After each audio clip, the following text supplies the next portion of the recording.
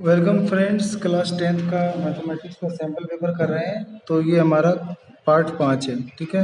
तो इसको मैं करते जा रहा हूँ। इसमें लिखा है इन द गिवन फिगर, ये जो फिगर बना हुआ है इसमें लिखा है कि D is the mid point. ये जो D है ये मिड पॉइंट है BC का। और लिखा हुआ है कि देन द वैल्यू ऑफ, हमें वैल्यू पता करनी है quote y upon quote x का। तो कोट वाई का फार्मूला क्या होता है? तो वो होता है, कोट वाई का होता है आधार बटे लंब, और नीचे भी हो जाएगा आधार बटे लंब, यानी बेस अपॉन परपेंडिकुलर और बेस अपॉन परपेंडिकुलर। तो अब कोट वाई दिख रहा है कहीं? ये रहा आपका वाई। तो वाई के सामने वाला कोट वाई, वाई बड़ा वाला एंगल है, कोट वाई के सामने हो जाएगा बेस अपॉन परपेंडिकुलर। तो इसके सामने वाली भुजा क्या होती है? सामने वाली भुजा होती है आपकी परपेंडिकुलर, और 90 के सामने हाइपोटेनस, और ये हो जाता है बेस। तो अगर आप इसमें करोगे कंपेयर तो पाओगे कि बेस आ रहा है कोट वाई में, बेस आ रहा है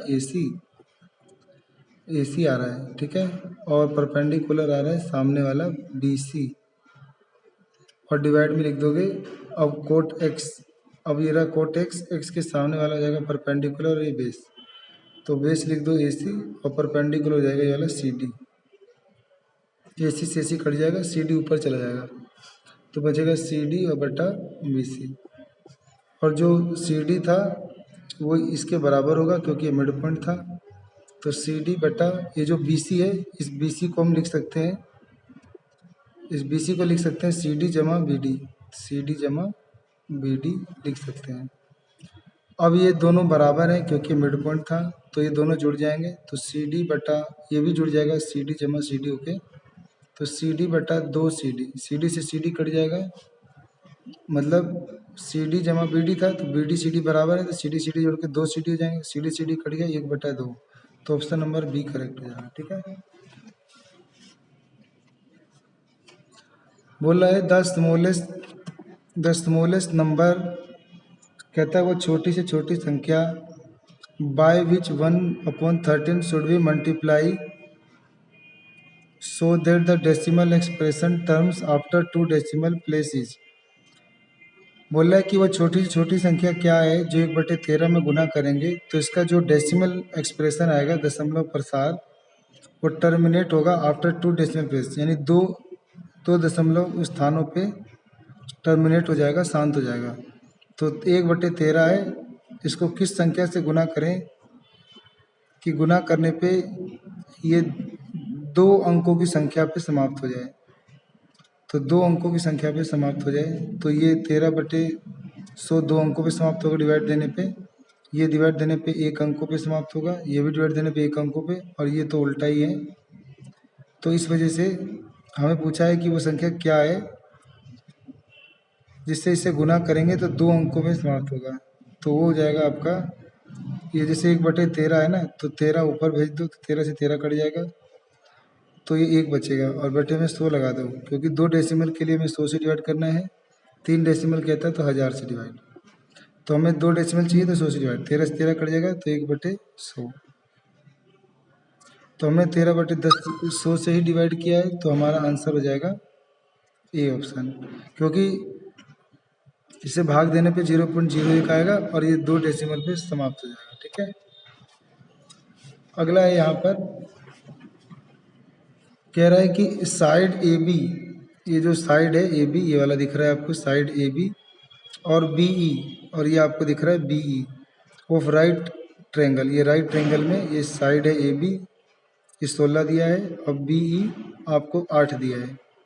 तो ये आपको दिया है 8 सेंटीमीटर है, और ये 16 सेंटीमीटर है पूरा। कह रहा है कि are the length 60 centimetre and 8 centimetre respectively, यानी इसकी भुजा 16 है, इसका 8 है। The length of the side of largest square FDGB that can be inscribe in the triangle AB is. तो कहता है कि उस सबसे बड़े स्क्वायर की साइड बताइए जो इस ट्रेंगल के अंदर बना है। तो मान लेते हैं इस ट्रेंगल के अंदर स्क्वायर क्या बना है, BGDF या FDGB ये बना हुआ है। तो हम अगर इसकी भुजा को क्या मान लें, इसकी भुजा को अगर हम x मान लें तो ऊपर वाला ये एक्स है तो ये भी एक्स होगा, ये भी एक्स होगा, ये भी एक्स होगा। पूरी लंबाई 16 है तो 16 में से ये एक्स घट गया तो बचेगा ऊपर 16 माइनस एक्स। ऐसे ही पूरा 8 था तो 8 में से इतना एक्स कट गया तो क्या बचेगा इधर वाला 8 माइनस एक्स। तो अब तुम्हें क्या करना है, ये दो ट्रायंगल लेना है। एक लेना है आपको ट्रायंगल ये वाला ए एफ डी, पर्सन में हमें स्क्वायर की साइड निकालना है तो हम एक ट्रायंगल ये ले लेंगे ए एफ डी, और दूसरा ट्रायंगल ले लेंगे ये वाला डी एफ जी ई। इन दोनों में एक ये 90 है तो ये 90 होगा, तो यानी एंगल एफ बराबर एंगल जी, ये हो जाएगा इच 90। दूसरा वाला ये एंगल और ये एंगल बराबर होंगे क्योंकि ये स्क्वायर है खींचा गया है तो स्क्वायर में ये पैरेलल लाइन होती है, पैरेलल लाइन होती है तो ये ट्रांसवर्सल लाइन हो गया, इस वजह से एंगल डी और एंगल ई बराबर हो जाएगा, ये हो जाएगा कोरोस्पॉन्डिंग एंगल। तो triangle A F D similar हो जाएगा डी जी ई के। तो एंगल एंगल सिमिलैरिटी क्राइटेरिया, तो एंगल एंगल सिमिलैरिटी क्राइटेरिया हो जाएगा।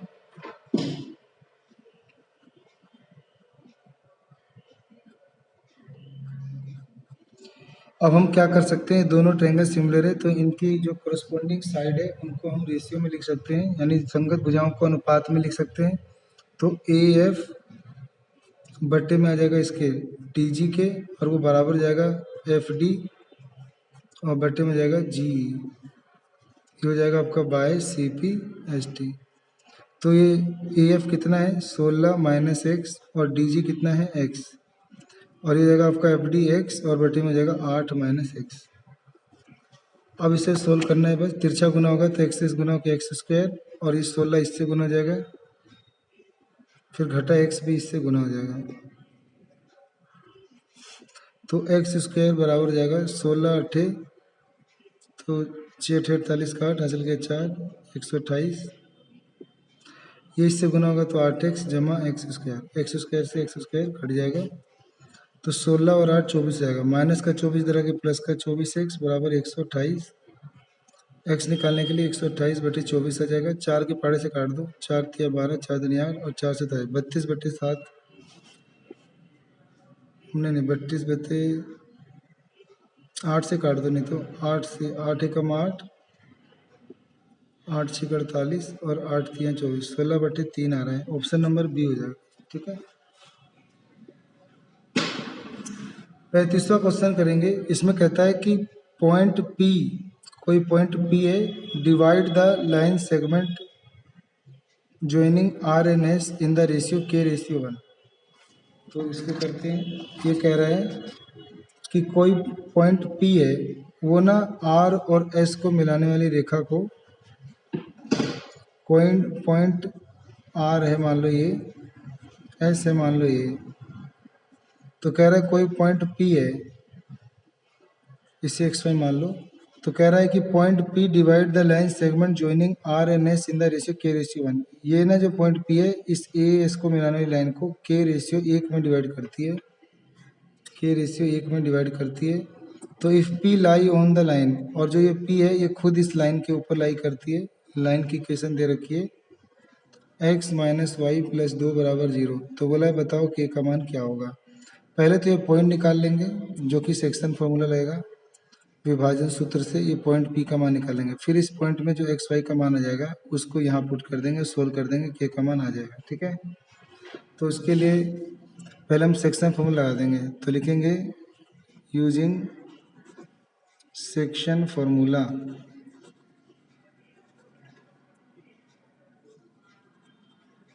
तो सेक्शन फॉर्मूला में एक्स निकालने का सूत्र होता है m1 x2 plus m2 x1 और डिवाइड में m1 प्लस m2। तो x का मान निकालने के लिए ये k जो है ना, ये m1 है, ये 1 m2 है, ये आगे वाला x1 y1 होता है और पीछे वाला ये x2 y2 होता है।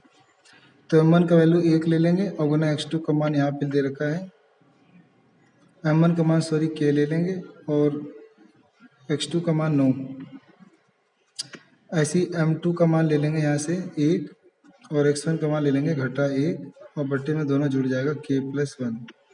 ऐसी y का मान निकाल लेंगे m1 y2 plus m2 y1 और डिवाइड में m1 प्लस m2।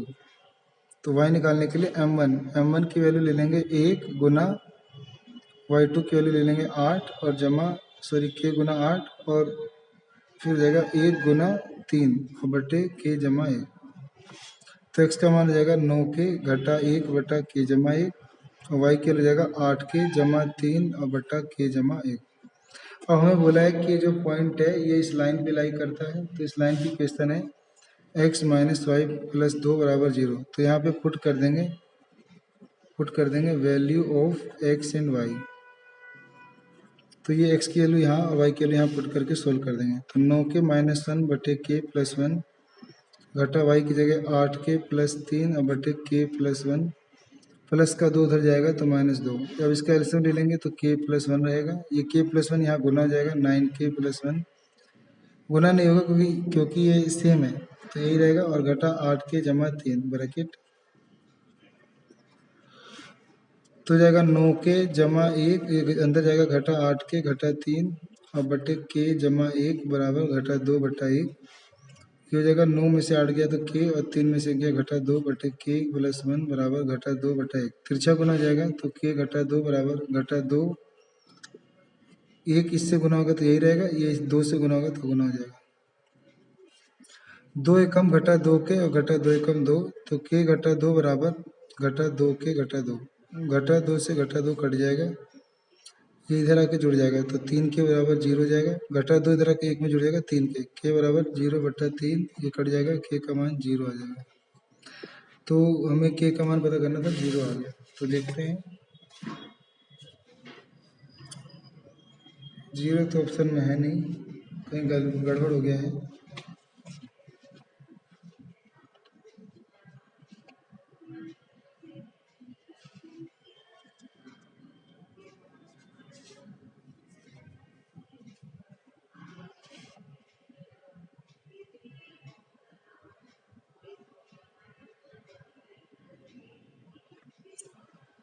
देखो यहाँ पे 9 के घटा 1 था, मैंने यहाँ पे जमा 1 लगा लिया था, तो घटा 1 आएगा यहाँ, तो घटा 1 आएगा तो 3 और 1 घटा 4 हो जाता, तो यहाँ 4 हो जाता, यहाँ 4 हो जाता, फिर ये 2 इधर आके जुड़ जाता तो घटा 2 बचता, और फिर इधर आके जुड़ जाता घटा 2 इधर आके जमा का 2 हो जाता, तो 2 बटा 3, तो k का मान 2 बटा 3 आ जाता। ठीक है, तो ध्यान से करना था, 2 बटा 3 ऑप्शन नंबर ए आ जाता। ठीक है, अगला करेंगे यहाँ से क्वेश्चन। ये कह रहा है कि इन द फिगर, ये जो आकृति है गिवन बिलो जो नीचे दी गई है, A B C D is a square. तो लिखा हुआ है ए बी सी डी, ये आपका दिख रहा है ए बी सी डी, ये बोला ए बी सी डी एक स्क्वायर है, इसकी साइड है 14, तो इसकी साइड है 14 centimetre, with EFGH is midpoint of the side AB, BC, CD and DA। AB के ऊपर मिड पॉइंट E है, ये F है, ये G है, ये H है। तो एरिया ऑफ शेडेड पोर्शन, आपको ये जो छेंकित भाग है इसका एरिया निकालना है। तो अगर हम इसको 20 से काट दें तो ये एक सेमी सर्कल बन गया, जिसका डायमीटर 14 ही होगा, क्योंकि ये भुजा 14 है तो रेडियस 7 हो जाएगा। और ध्यान से देखें तो ये एक स्क्वायर था तो ये 90 होता है, और यहाँ से देखें तो ये एक वो बन रहा है सेक्टर, यानी एक त्रिज्यखंड बन रहा है, इधर से भी एक त्रिज्यखंड बन रहा है। तो अगर इस आधे मतलब इसका एरिया निकाल लें तो इसका एरिया हो जाएगा तुम्हारा पाई आर स्क्वायर बटे 2, क्योंकि ये एरिया ऑफ सेमी सर्कल है। और इसका एरिया निकालने के लिए ये जो एरिया ऑफ स्क्वायर है इसमें से 2 सेक्टर घटा दो तो बचा हुआ एरिया ये आ जाएगा, तो फिर दोनों को जोड़ दो आंसर आ जाएगा। तो यानी ये निकालेंगे एरिया ऑफ शेडेड पोर्शन, तो इसको निकालने के लिए हम लगा देंगे एरिया ऑफ एक सेमी सर्कल, और इसमें जोड़ देंगे एरिया ऑफ हाफ सर्कल यानी हाफ स्क्वायर, और इसमें घटा देंगे 2 मल्टीप्लाई, ये 2 सेक्टर है तो एरिया ऑफ सेक्टर घटा देंगे। तो सेमी सर्कल का एरिया जाएगा पाई आर स्क्वायर बटा 2, एरिया ऑफ हाफ स्क्वायर, पूरे स्क्वायर का एरिया होता है ए स्क्वायर और हाफ के लिए बटे 2, और एरिया ऑफ सेक्टर का फॉर्मूला होता है एरिया ऑफ सेक्टर का फॉर्मूला आता है थीटा बटे 360 पाई आर स्क्वायर। सही है। तो पाई का मान 22/7, आर का मान 7 × 7 और बटे 2। साइड का स्क्वायर, साइड था 14 × 14 बटे 2। फिर 9 से कट जाएगा, 9 चौक 36, 2 से कट जाएगा तो आ जाएगा तुम्हारा 1/2।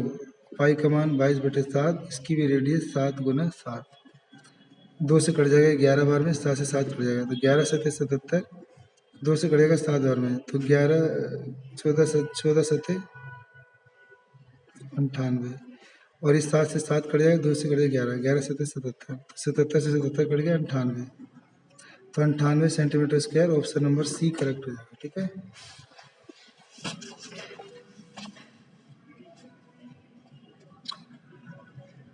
अब यहाँ पर एक क्वेश्चन और दिया हुआ है, लिखा है कि given below is a picture of Olympic ring.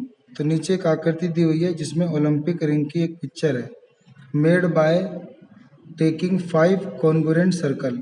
इसको बनाया गया है 5 कॉन्ग्रुएंट सर्कल से। कॉन्ग्रुएंट सर्कल होते हैं जो एक समान होते हैं, ऑफ रेडियस 1 ईच, सबकी रेडियस एक एक है, और intersecting in each of way that the chord formed by joining the point of intersection of the two circle is also the length of 1 centimeter।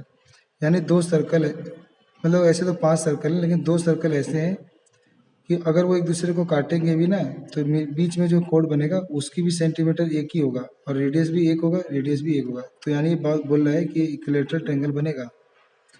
और कहता है total area of the all dotted region assuming the thickness of the ring of the negligible is. तो मान लो कि जो circle की thickness मोटाई है बहुत ही छोटी है, तो हमें ये जो डॉट डॉट बने होंगे ना उसका एरिया निकालना है।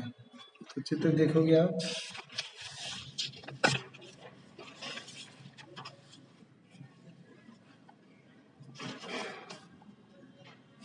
दिख गया होगा आपको। तो अगर हम इसकी बात करें तो यहाँ से इसको मिलाएंगे और यहाँ से इसको मिलाएंगे तो इसकी रेडियस एक, इसकी भी रेडियस एक, और जो कोड बोला था इसकी भी रेडियस एक। हमें ना इनका एरिया निकालना है, इनका एरिया। तो ध्यान से देखा जाए तो मैं पहले इतने का अगर एरिया चाहता हूँ, इतने का, तो इसके लिए मुझे निकालना पड़ेगा एरिया ऑफ माइनर सेगमेंट निकालना होगा। ठीक है। और ये एक इक्विलेटरल ट्रायंगल है क्योंकि कोड की भी लंबाई एक था और इक्विलेटरल ट्रायंगल है। ठीक है। तो अगर मैं एरिया ऑफ माइनर सेगमेंट निकालना चाहता हूँ तो इसका फार्मूला होता है कि हम पूरे सेक्टर में से एरिया ऑफ ट्रायंगल घटा देंगे। तो एरिया ऑफ सेक्टर में से हम घटा देंगे एरिया ऑफ इक्विलेटरल ट्रायंगल। तो एरिया ऑफ सेक्टर का फार्मूला होता है थीटा बटे 360 पाई आर स्क्वायर, और एरिया ऑफ इक्विलेटरल ट्रायंगल होता है √3/4 साइड का यानी स्क्वायर। तो क्योंकि अब ये 1 2 3 4 5 6 7 8, इसमें 8 बनेंगे ऐसे सेक्टर सेगमेंट, ऐसे 8 बनेंगे। तो इसीलिए अभी ये जो भी आंसर आएगा इसे 8 से गुना करना है। ठीक है। तो मैं यहाँ कर देता हूँ। तो हम एरिया निकालेंगे जब तो 8 गुना हो जाएगा इसका एरिया जो भी निकाले हैं। तो यहाँ पे थीटा देखोगे तो यहाँ पे 60 हो जाएगा क्योंकि इक्विलेटरल ट्रायंगल है ये। तो 60/360 pi multiply R square. R का मान तो एक ही है तो 1 का स्क्वायर, और घटा √3/4, इसकी भी साइड 1 का स्क्वायर ले लेंगे। ठीक है। तो 8 गुना ये 6 से कटेगा 6 बार तो पाई/6 बचेगा, और 1 का स्क्वायर एक ही होता है और घटा 1 का स्क्वायर एक ही होता है तो √3/4। तो ऐसा आंसर कहाँ पे है? ऐसा आंसर ऑप्शन नंबर डी में है। तो आपका ऑप्शन नंबर जो डी है वो करेक्ट हो जाएगा।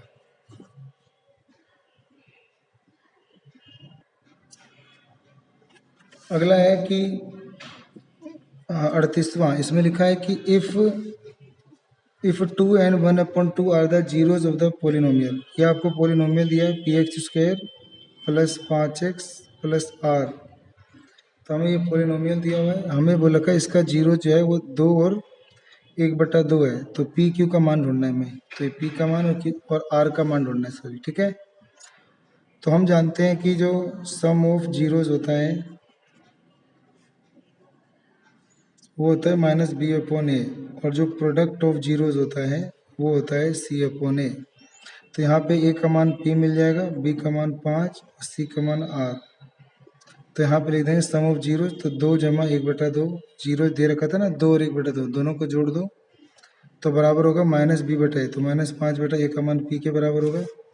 एलसीएम लेके जोड़ोगे तो 5/2 बराबर माइनस पी बटे पी, माइनस 5/p। 5 से 5 कट जाएगा तो 1/2 बराबर घटा 1/p। क्रॉस मल्टीप्लाई करोगे पी का मान -2 आ रहा है। अब प्रोडक्ट ऑफ जीरोस करोगे तो 2 गुना 1/2 बराबर सी बटा है, तो आर बटा पी। तो 2 से 2 कट जाएगा, 1 बराबर आर बटा पी। पी का मान अभी आया था -2, तो 1 बराबर आर बटा -2, ये तो गुना जाएगा, आर की वैल्यू -2, तो पी का भी मान -2, आर का मान भी -2। तो ऑप्शन नंबर बी सही हो जाएगा। ठीक है, अगला है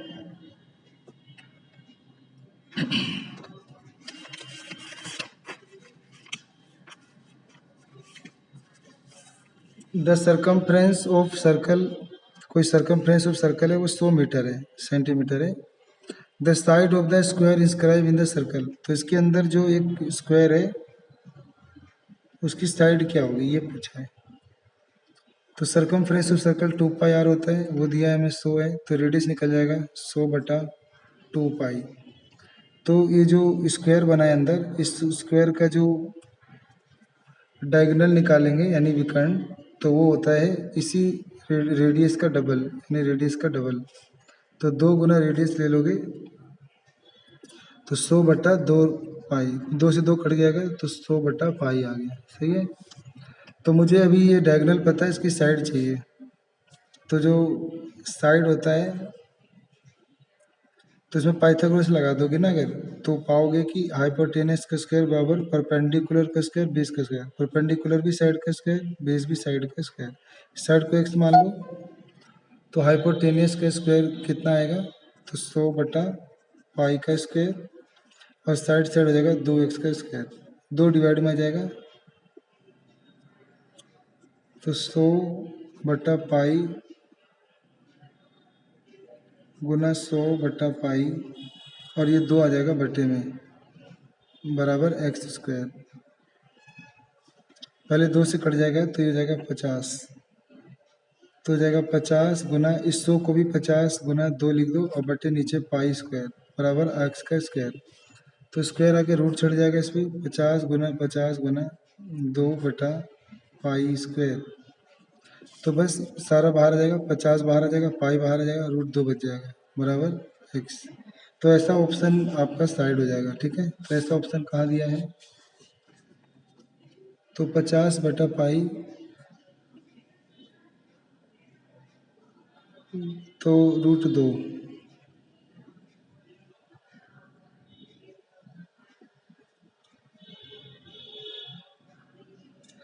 तो ये आपका ऑप्शन नंबर सी दिया हुआ है, तो आपका सी करेक्ट हो जाएगा। ठीक है, क्वेश्चन नंबर 40 और कर लेते हैं। 40 में लिखा है the number of solutions of 3 की पावर x प्लस वाई बराबर 243 लिखा है, और 243 x माइनस वाई बराबर 3 लिखा है। तो इसके सॉल्यूशन बता रहे हैं। तो देखो 3 की पावर x प्लस वाई हो गया, और ये कितने की पावर होता है, 243 का LCM low,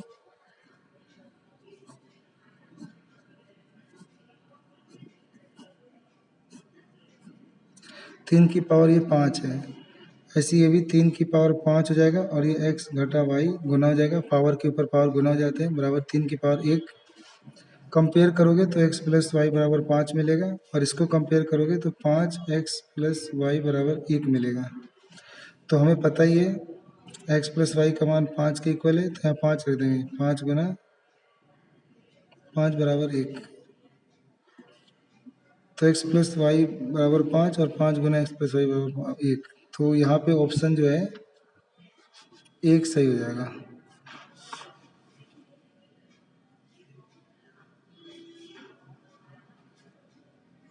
the number of solutions of,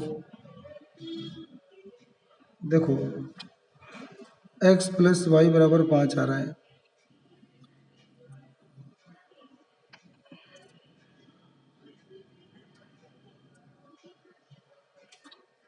और 5 गुना एक्स माइनस वाई, सॉरी ये एक्स माइनस वाई था, कन्फ्यूजन हो गया।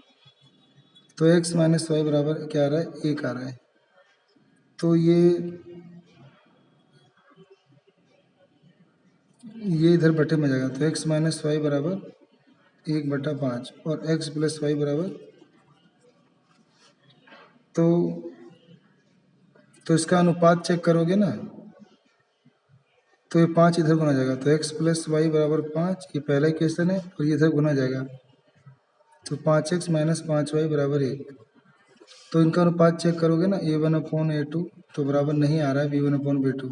तो देखो ये रहा 1/5 और ये जाएगा 1/5, तो ये पहला ही अनुपात बराबर नहीं आ रहा है। तो इसका मतलब इसका होगा यूनिक सोल्यूशन। यूनिक माने होता है अद्वितीय हल, एक हल, तो इसीलिए इसका आंसर 1 आ जाएगा, यानी इसका सोल्यूशन जो होगा वो 1 आएगा, एक ही हल आएगा। ठीक है। सेक्शन सी जो केस स्टडी है इसको हम बाद में करेंगे।